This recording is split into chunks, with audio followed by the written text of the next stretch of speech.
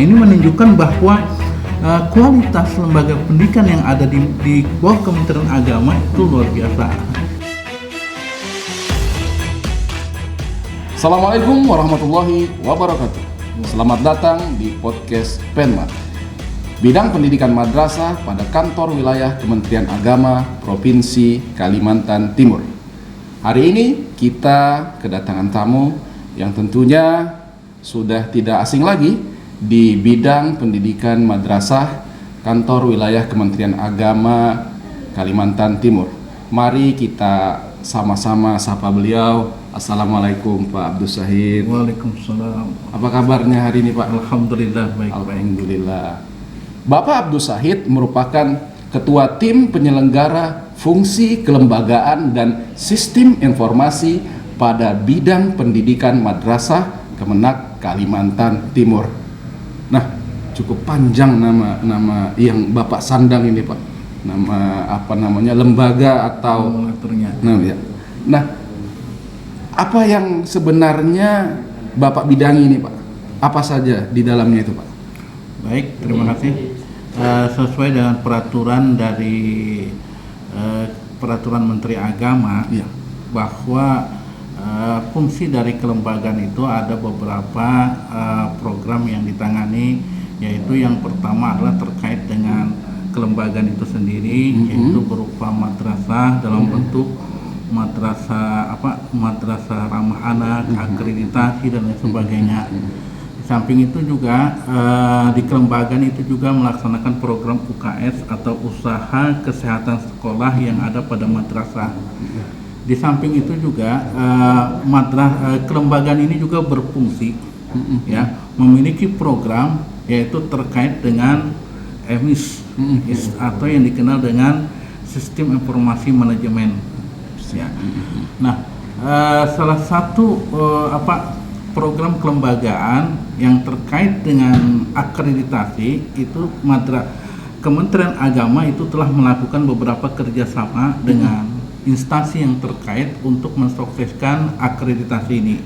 Karena sesuai dengan peraturan pemerintah, khususnya Kementerian Pendidikan dan Kebudayaan, bahwa sekolah atau madrasah itu harus memiliki akreditasi sesuai dengan standar yang sudah ditetapkan, yaitu minimal B. Nah, dalam rangka untuk mensukseskan tersebut, maka kami dari Kementerian Agama, khususnya saya sebagai Ketua Tim Penyelenggara Kelembagaan, itu melakukan sosialisasi dan pembinaan terkait dengan akreditasi itu. Yaitu seperti yang kita ketahui bahwa akreditasi saat sekarang ini itu lebih bersifat alamiah. Artinya kalau dulu sistem akreditasi itu banyak lebih bersifat portofolio. Sekarang ini tim asesor yang sebagai yang bertugas melakukan akreditasi pada sekolah atau madrasah itu langsung meninjau langsung ke madrasahnya terkait dengan proses pembelajaran maupun pembudayaan yang ada di madrasah. Perilaku warga termasuk madrasah. Perilaku dalam hal ini adalah karakter. Nah, kalau dulu akreditasi itu madrasah atau sekolah, khususnya madrasah ya, karena kita di bawah Kementerian Agama, itu mengumpulkan beberapa portofolio yang pada saat itu portofolio itu bisa bersifat diada-adakan, ya, sehingga walaupun madrasah itu tidak memiliki salah satu item yang terdapat dalam peraturan itu, tapi dia bisa menyiapkan, ya. Salah satu contoh misalnya katakanlah tentang standar kelulusan misalnya, atau katakanlah standar guru. Yang minimal guru itu S1, maka dia pada satu madrasah bisa meminjam ya dengan guru lain. Nah, tetapi sekarang dengan aturan yang baru ini tidak bisa lagi sudah. Kenapa? Sekarang melalui juga digital yang disebut dengan Sispena. Nah, Sispena inilah yang nantinya akan betul-betul memberikan secara administratif terkait dengan persyaratan akreditasi tersebut. Oleh karena itu, Maka madrasah dalam hal ini secara umum sekolah itu tidak lagi seperti dulu-dulu, ya. Jadi ketika Sispena itu dibuka oleh BAN, khususnya BAN provinsi, ya, maka dia akan terlihat memang madrasah atau sekolah ini memenuhi persyaratan. Lalu ditinjau langsung ke lapangan dan dicek. Nah, ini adalah salah satu bentuk sistem keterbukaan dan kejujuran yang harus dilakukan di dalam dunia pendidikan. Dan ini kita melakukan sosialisasi seperti itu. Dan alhamdulillah, ya, pada saat ini madrasah, khususnya madrasah negeri itu banyak memiliki akreditasi yang sangat memuaskan, ya, khususnya negeri. Bahkan kita swasta pun sekarang ini banyak madrasah kita itu justru mendapatkan sistem akreditasi B. Nah, ini menunjukkan bahwa kualitas lembaga pendidikan yang ada di bawah Kementerian Agama itu luar biasa. Nah, itu salah satu program yang dilakukan oleh Kanwil dalam rangka untuk mensukseskan akreditasi pada madrasah ini. Nah, yang kedua adalah juga terkait dengan tugas dari kelembagaan itu adalah usaha kesehatan sekolah. Nah, sekarang ini Bapak Ibu, usaha kesehatan sekolah itu menjadi hal yang sangat penting. Proses pembelajaran, ya, sekarang dititik tekankan kepada UKS. Kenapa? Karena pengalaman kita, ya, dengan adanya situasi pandemi, kondisi pandemi pada tahun yang lalu, itu sekarang menyadarkan kepada kita bahwa betapa penting UKS itu yang ada di madrasah. Inilah hal yang sangat penting. Salah satu contoh UKS yang bisa kita lihat sebagai salah satu indikator adalah ketika madrasah itu harus memiliki yang namanya CTPPS, atau secara lingkup dia harus mampu menerapkan PHBS. PHBS ini adalah perilaku hidup bersih dan sehat. Nah, salah satu indikator PHBS ini adalah CTPS, cuci tangan pakai sabun. Itu mutlak wajib dilakukan oleh semua madrasah, dan madrasah harus memiliki sarana itu. Jadi setiap kelas itu wajib ada CTPS, ya. Jadi tidak lagi dulu kan, kalau dulu CTPS cukup ada satu aja dalam sekolahan. Sekarang Pak, dalam kelas per kelas itu harus ada satu CTPS. Kenapa? Kita untuk memudayakan perilaku hidup sehat tadi. Walaupun kita sekarang tidak kondisi pandemi sudah selesai, ya, sudah selesai, tapi tetap PHBS itu harus ditingkatkan, karena itu salah satu upaya untuk mencegah terjadinya penularan penyakit-penyakit yang menular. Apalagi saat sekarang ini WHO itu sudah mengeluarkan bahwa kondisi perkembangan sekarang ini penyakit menular itu susah dideteksi. Oleh salah satu diantaranya adalah penerapan PHBS tadi, khususnya di lingkungan satuan pendidikan. Nah, ini kita lakukan kepada madrasah, bahkan di lingkungan di Kementerian Agama, khususnya di bidang pendidikan madrasah, ya, terkait dengan tugas kami sebagai tim penyelenggara. Kami menyelenggarakan lomba madrasah sehat. Nah, lomba madrasah sehat yang dilaksanakan oleh Kanwil pertama kali adalah pada tahun 2022. Kalau tahun 2023 ini kami akan mengadakan lagi tim madrasah sehat, dan bahkan kami akan melakukan kolaborasi kerjasama dengan Dinas Kesehatan untuk mensukseskan ini agar madrasah memang betul-betul memiliki yang namanya madrasah sehat. Nah, ini adalah salah satu upaya kita untuk memberikan motivasi kepada madrasah yang lain dalam melaksanakan. Nah, ini kita lakukan, Pak. Ini salah satu program dari kelembagaan ini. Kalau zaman saya sekolah dulu, Pak, UKS itu cuma ada satu ruangan, kemudian ada petugas, ada ranjang, ada obat-obatan, cuma seperti itu. Tapi kalau sekarang yang dinilai adalah bagaimana perilaku sehat seluruh warga madrasah itu. Selain dengan cuci tangan, apa tadi Pak? Cuci tangan, CTPS. Adanya toilet yang memenuhi standar, kemudian juga sanitasi yang cukup, ya. Salah satu contoh misalnya ruangan, ya. Ruangan itu harus memiliki keluarnya sirkulasi. Sirkulasi. Oleh sebab itu salah satu ketentuan di dalam kelas itu, tentang kelas itu adalah adanya perputaran sirkulasi udara. Oleh sebab itu sekolahan bisa ber-AC, tetapi juga harus bisa jangan sampai AC-nya tuh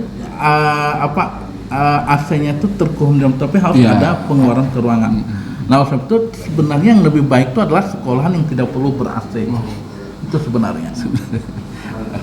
Kemudian selain tadi EMIS, kemudian akreditasi UKS, terkait dengan izin operasional itu seperti apa, Pak? Ya, izin operasional, dan pada kesempatan ini saya menyampaikan juga terkait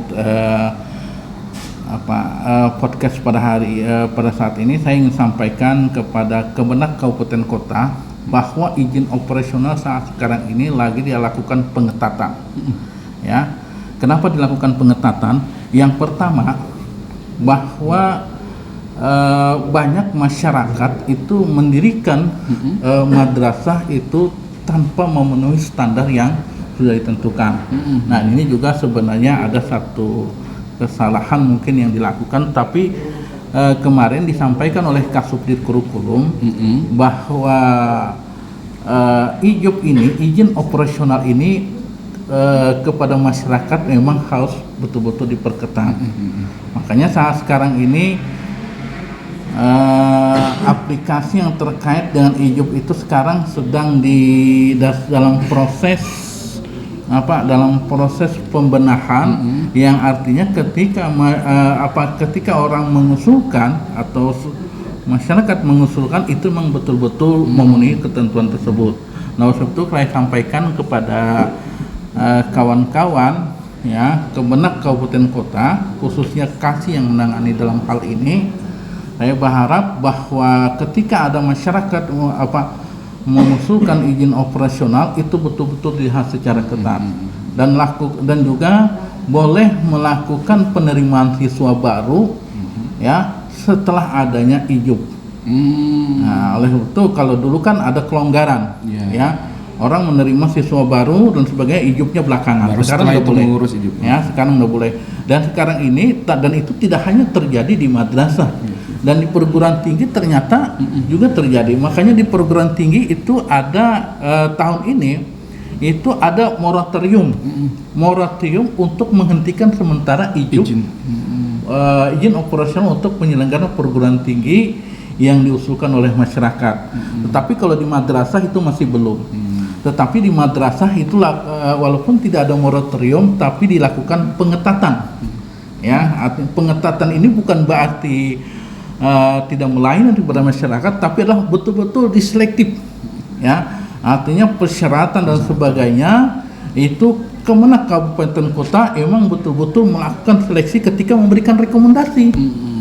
Ya, jadi jangan memberikan rekomendasi asal-asalan aja. Artinya terjun ke lapangan, dilakukan visitasi, betul apa enggak? Ya, nah setelah diberikan rekomendasi, dia masukkan ke aplikasi, baru nanti keluarlah ke Kanwil, nanti Kanwil akan melakukan visitasi. Nah, itu persyaratannya harus dipenuhi terlebih dahulu seperti itu, baru mengajukan izin operasi. Jangan sampai nanti malah masyarakat yang dirugikan seperti itu. Kemudian mungkin terakhir mungkin ada pesan-pesan Bapak selaku ketua tim penyelenggara ini kepada masyarakat madrasah yang ada di Kalimantan Timur, Pak. Baik. Pada kesempatan ini saya ingin menyampaikan kepada kawan-kawan madrasah secara khusus dan kepada masyarakat secara umum bahwa kami dari tim kelembagaan atau penyelenggara fungsi kelembagaan itu menyampaikan ada beberapa hal. Yang pertama adalah bahwa madrasah sekarang harus memiliki daya saing yang tinggi di dalam melakukan peningkatan pendidikan. Kenapa harus ada daya saing? Ini adalah dalam rangka untuk mengimbangi kemajuan ilmu pengetahuan yang saat sekarang ini kita masuk dalam era revolusi industri 4.0. Ya, yang tentu kawan-kawan madrasah sudah mengetahui. Oleh karena itu di dalam melaksanakan pendidikan itu perlu ada peningkatan kualitas. Nah, kualitas di sini itu harus memperhatikan beberapa regulasi yang sudah dikeluarkan oleh Kementerian Agama. Salah satu di antaranya adalah implementasi KMA 183 dan 184 termasuk kurikulum Merdeka itu harus betul-betul dilakukan di dalam melaksanakan pelaksanaan pendidikan di madrasah. Yang kedua, usaha kesehatan sekolah juga harus menjadi prioritas kawan-kawan di madrasah. Karena saat sekarang ini Kementerian Agama secara khusus dan pemerintah secara umum itu bisa saja mencabut izin operasionalnya apabila kesehatan di sekolah tersebut, di kesehatan madrasah tersebut sudah tidak memenuhi ketentuan-ketentuan yang berlaku. Oleh sebab itu, proses belajar mengajar itu bisa dihentikan oleh pemerintah, apakah itu pemerintah dari pemerintah pusat maupun yang dalam hal ini Kementerian Agama maupun pemerintah daerah apabila menemukan madrasah yang tidak memenuhi unsur kesehatan tadi. Nah, yang ketiga juga saya berharap kepada kawan-kawan madrasah sekarang ini EMIS itu adalah menjadi salah satu tolak ukur pendataan di lingkungan Kementerian Agama khususnya madrasah. Nah, sekarang ini Kementerian Agama melakukan kerjasama dengan World Bank ya, dalam rangka salah satu program dari World Bank itu untuk Kementerian Agama adalah peningkatan tata kelola EMIS. Nah, ini Kementerian Agama itu digelontorkan beberapa miliar untuk peningkatan EMIS, dan sekarang ini kerjasama EMIS dengan Kementerian Agama itu sudah berjalan sekitar 2 tahun, dan dalam 2 tahun ini EMIS itu sudah menunjukkan hasil yang maksimal. Oleh karena itu kita berharap pembenahan yang dilakukan oleh Kementerian Agama dengan World Bank ini tentang EMIS yang disebut dengan EMIS 0.2 kalau tidak salah ya, saya lupa juga. Nah, itu sekarang harus betul-betul diperhatikan dan menjadi bahan bagi madrasah di dalam meningkatkan tata kelolanya. Kenapa? EMIS itu terintegrasi dengan aplikasi-aplikasi yang lain, apa itu aplikasi di asesmen kompetensi, di PIP, maupun termasuk juga penerimaan siswa baru. Nah, inilah yang menjadi harapan saya kepada kawan-kawan madrasah agar dalam kesempatan ini betul-betul memperhatikan beberapa hal-hal yang menjadi sesuatu yang penting yang harus diperhatikan oleh lembaga madrasah tersebut. Saya kira mungkin itu. Terima kasih Bapak Abdul Syahid atas apa yang Bapak sampaikan tadi. Semoga ini nantinya menjadi motivasi untuk madrasah di Kalimantan Timur lebih baik, lebih bersinergi, dan dapat prestasi yang lebih baik lagi. Seperti tagline kita bersama, satu komando, bergerak, bersinergi, gapai prestasi. Wallahul muwaffiq ila aqwamit thoriq. Wassalamualaikum warahmatullahi wabarakatuh.